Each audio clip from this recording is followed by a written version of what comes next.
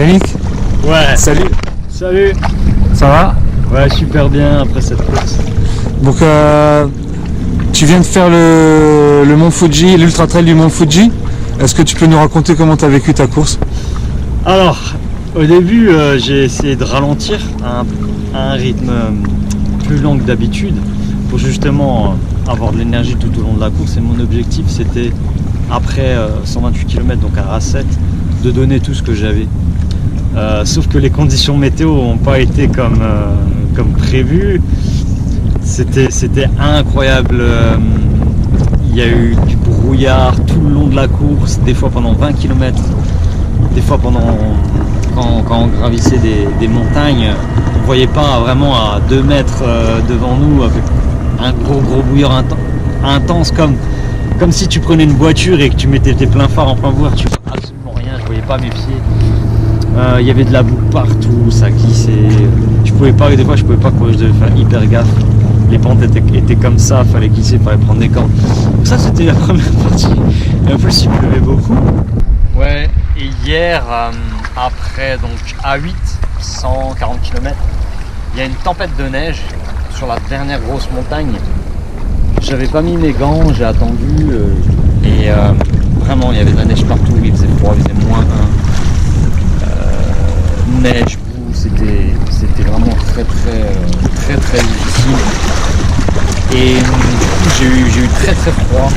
On est descendu de la montagne, on s'est pris une tempête de pluie avec du vent. Je me suis arrêté sur A9 pour me réchauffer un petit peu, 10-15 minutes.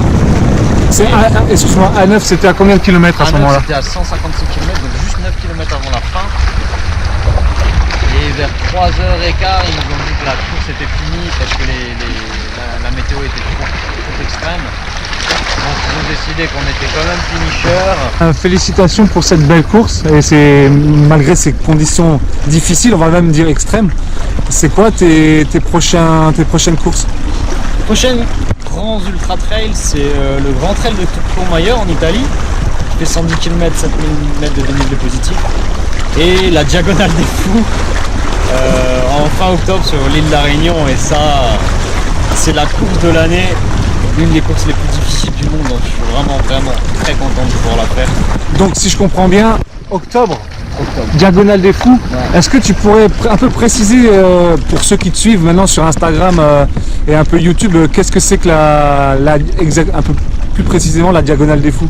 La Diagonale des Fous, en fait, c'est 170 km du sud de l'île de la Réunion jusqu'au nord, et en passant de presque 0 mètre jusqu'à certains sommets à 2600-2700 avec des conditions incroyables, de la boue, des racines.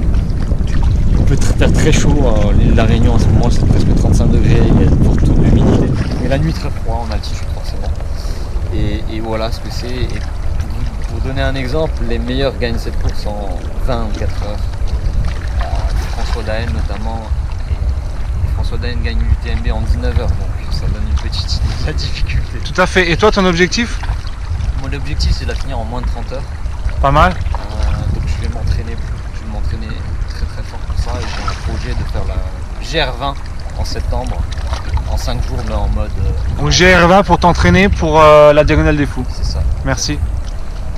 Et entre temps je vais faire des petites courses que je mettrai sur mon Instagram. J'ai pas encore décidé parce que maintenant ça va être le repos avant tout.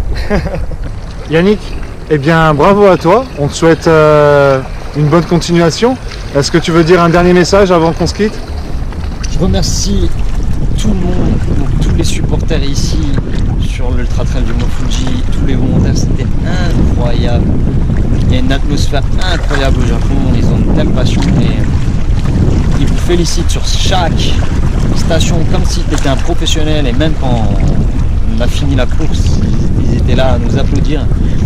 Ça c'est une première chose, et je remercie mes amis partout dans le monde, parce que j'ai des amis partout maintenant, au Japon, en Allemagne, en Nouvelle-Zélande, en Australie, qui m'ont suivi, qui m'ont encouragé, qui m'ont envoyé des messages de soutien et de félicitations. Je vous remercie à tout le monde. Je suis profondément touché, ça m'a vraiment aidé parce que j'ai pensé à tout le monde pour faire cette course dans les moments difficiles. J'ai pensé à vous. Merci beaucoup. Merci. À bientôt.